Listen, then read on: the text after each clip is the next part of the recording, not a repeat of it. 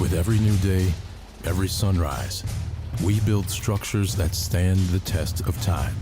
And upon their foundations are our homes, where we work, where our kids go to school. And with that comes tremendous pride. We don't just make concrete, we build relationships, trust, confidence. We're SRM Concrete. Build with us. Rutherford Issues on News Radio WGNS. We're powered by Middle Tennessee Electric. Take control of your account management and energy consumption with the MyMTE app. Download from the App Store and manage your account, improve your energy habits, and more. MTE, serving to make life better since 1936. We are going to be finding out a lot of information about Waves and what Waves is all about. Stacey Davis and Gina Wilson are joining us today. Stacey, first of all, good morning. Welcome. Good morning. Thanks good for to have you. us. Absolutely. Gina, good to see you. You too. So, Stacey, you want to tell us about Waves. What is Waves? Yes. So Waves is a nonprofit. We're actually 50 years old this year. So we've been in Middle Tennessee providing services to children and adults with intellectual and developmental disabilities. All of our programming and services go throughout the lifespan of an individual. So we have our early learning program, and that's why I have Gina here with us today. Our early learning program provides developmental therapy to children from birth till the age of 5, and so helping them meet those developmental milestones. If a child or a loved one still needs to have intervention after they've exited the school program, then we have our adult services that can pick up and provide further intervention. So we've got residential programming, day programming, and then also employment services. So we kind of wrap around an individual in all aspects of their life to help them live the best quality of life that they can, and live to their full potential. But here in Rutherford County, we receive funding through United Way of Rutherford and Cannon County. And in Rutherford County, we specifically provide developmental therapy to children. And so that's why Gina's here to talk more about those services that are provided. Oh, well, great. And so how long have those services been here in Rutherford County? That's a good question. Let me think. We've had an early learning program at Wave since 1984. Okay. But maybe in Rutherford for the last, let's say, 6 years. Okay. That is a good basis. So early learning services, kind of walk us through what it is exactly and how you help folks in that way. Okay, we serve families who have had a child with a disability or some sort of delay. So at birth, we might get a child who has a diagnosis at that time. We get a lot of preemies. We've served little ones who were born as light as 14 ounces, if you can imagine that. Wow. The next time you go to the grocery store and you pick up 4 sticks of butter, just pause and think about that as you pick that up. Yeah, it's like less than a bottle of water. Yes. That's great. So of course people usually don't plan on something like this happening to them. So what we'll do, we come to you. You've got a family maybe who's had this little one, and we come to your house and we teach the parent how to teach their child to empower them to their greatest potential. We will do things like show the parent how to hold this child to build that muscle tone, or how to position them so that they can grow. So if we get a child at birth, they have a diagnosis at birth. We have a lot of little ones with Down syndrome or maybe some birth trauma or something like that. And then we'll get a lot of referrals around the time the child's 6 months old. Maybe they're not quite holding their head up or something like that for whatever reason. And then I've been at Waves for 15 years, and a big difference I've seen are these children who are diagnosed or eventually diagnosed with autism. So we'll get a lot of referrals around the age of 18 months. Maybe you're 18-month-old and still not talking. And we get a substantial amount of referrals around that 17 to 19-month age. So we'll come in, we'll help that parent teach this child how to start communicating or talking or whatever that child might need. Mm-hmm. You mentioned that you deal with a lot of preemies. Yes. And so, as I was thinking about that, sometimes preemies, their only health issue is that they were born very early. Yes, Is that correct? So it yes. doesn't necessarily mean that this child has a disability that follows them throughout the rest of their life for you to be able to help. That is true, but if we can get in there and help that parent, we can help that child catch up, and we expect a preemie to really catch up to their peers by the time they turn 2. Oh, wow. Yeah. So early intervention is super important to children. Yes. The earlier that you can catch something and provide that intervention, the better they're going to be in the long run. And have that ability to be on par with their peers, because when school starts, that's we want them to not be behind. Right. Exactly. And if they have that potential, we want to find it. Mm-hmm. And so it's very individualized. It sounds like the work that you do with parents and the babies. That is true. The family establishes the goals. What do you want your child to do next? We update those goals every 6 months, and that's what we address. If this family wants the child to hold his head up, then that's what we work on. And you name it. We're going to support that family to help their child reach their potential.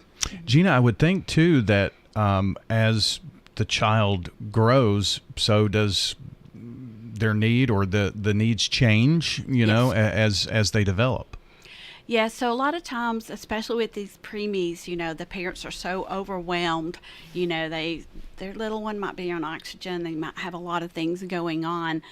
And then just to watch that family learn everything they need to learn, and then to, help their child along, it really is beautiful. And then they become advocates too. Mm-hmm. Well, we have Stacy Davis and Gina Wilson joining us from Waves. And Stacy, finding abilities, fostering community. That's kind of your baseline of what you do there. The services, how does a parent of a preemie know that these early learning services are available? I mean, are they referred to you? Is that how that works? All the children that we serve are referred to us through the Tennessee Early Intervention System. And so if a parent has a concern, or they think that there might be something a little bit different and they need to have some attention focused on their child, they can talk to their health provider. And if that isn't there, you can do self-referrals into the TEIS system. And so through that, the TEIS program, they send the referrals out based on geographical location to what service provider can best provide services for them, and then that's how they get connected with Waves. Oh, okay. Very good. I want to go back to something you mentioned, Gina, because, it's been a long time since I've had a newborn. Mine are in their 20s now. But I do know the shock and awe that came with bringing a baby home. It's like I hear parents say, well, we want to be prepared, but you're never really fully prepared. And especially if something unexpected happens, premature birth or some type of developmental delay, disability that you're really not prepared for, can be really a very tough time. You're right. It's tough just bringing home a full-term, healthy baby. And I speak from experience. I was that parent. My husband and I were those parents who were determined to do everything as we should. We took all the classes beforehand. And then when our first son arrived, they mentioned something called Down syndrome. And I was like, wait, I think I've heard of that before. I had no idea what that was. And then they started saying all of these words that I had no idea what they meant. And it was truly overwhelming. I would think frightening too. Mm-hmm. And scared to death. Yeah. So you can speak from a lot of personal experience, Yes. which also has to help in many situations, because I think many times we may feel like this is only happening to me and not have a way to figure out what to do next. Yeah, we also we like to join people together, we can Google now. Now, when my son was born, you couldn't Google. We didn't have computers or anything like that, so that tells you how old I am. But having that connection with someone else who is going through the same thing can be life-changing. But to me, you mentioned the Google, so we'll go there with that. You can get 10 different searches on the same thing and 10 different answers, and some of that you can get in such a rabbit hole that it's very scary to think, if this is the case here, and how to make it fit to your situation, and sometimes we can do more harm just by doing that search, can't we? That is true. I have to agree with you there, but if you can just get connected with That's the other key. folks who are like you, and I know from personal experience too, that meeting that one friend who the same thing had happened to them at the same time.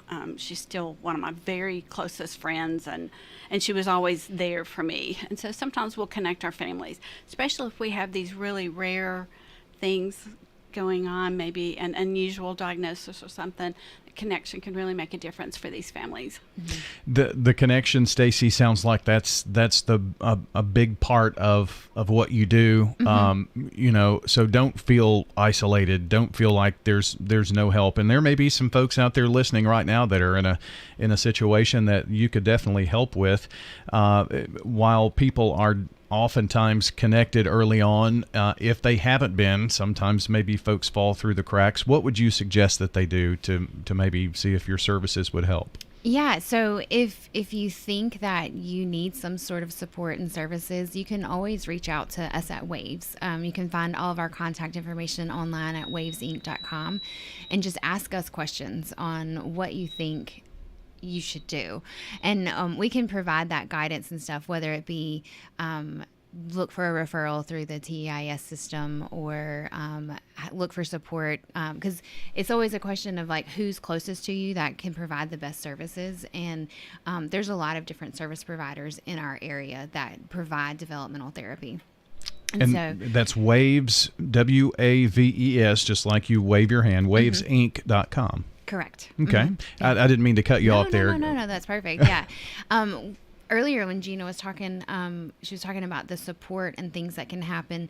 One of the things that I think is most beautiful about the early learning system that we have and how our programming is set up is that it takes place inside the home. It's in the natural environment of the child. So we're not saying, let's go into a classroom, let's implement all these tools and toys and everything that a family might not have access to on a daily basis, where they're utilizing the natural environment of the child to help with their development. So it makes it almost easier for the parent to wrap their head around how they're a part of it.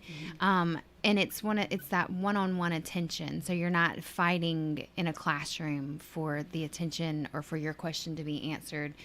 You're getting it answered on a weekly or bi-weekly basis, however often your child has therapy. And I'm sure a more comfortable setting for parents too. Oh, for sure. Yeah. And especially if you have other children, you don't have to drag them out to go to a therapy and a clinic setting. And then it becomes a family. It becomes a family experience, because I've heard so many stories from our early interventionists talking about how, Big Brother wanted to be able to participate. Like, he loved the ball and he wanted to play with it too. So we talked about how we can play together, with the child, and how he can also be a part of the development of his younger brother, and so it's really neat when those start things. It's the therapy and the services are there for the child, but it's impacting the whole family unit. I had this one situation where grandparents were taking care of 5 little grandchildren. Oh, yeah. So one of them had a speech delay. And, of course, he would run from me when I came in the house sometimes because he knew I was going to make him work. But the other 4 were right there. So I gave them assignments, all these older siblings. I said, okay, this week you teach him where his nose is and you teach him where his eyes are. And so sure enough, by the next week I come in and all the older siblings have worked with their little cousin, and he knew all of his body parts by the next week. And I loved that so much. And these older cousins were empowered. They were the leaders here, and they taught their little cousin where his nose was, where his eyes were. It takes that helpless sensation out of it, and it does. It empowers everybody to be a part of Yeah, and the grandparents are like, whew, got that. They got that taken care of. So, again, find out more at wavesinc.com. And Stacy, Gina, I want to thank you both for coming in here today and spreading the word about Waves. If we can help in any way, just let us know. Thank you for having us. Thank you so much. All right, very good. Again, Stacy Davis and Gina Wilson joining us today. And if you missed any part of our program, you can check the podcast at WGNSradio.com. Just look under Rutherford Issues for the podcast button. And also wherever you listen to audio, whether it's Spotify, iTunes, Google Play, we're in all of those places just for you. WGNS.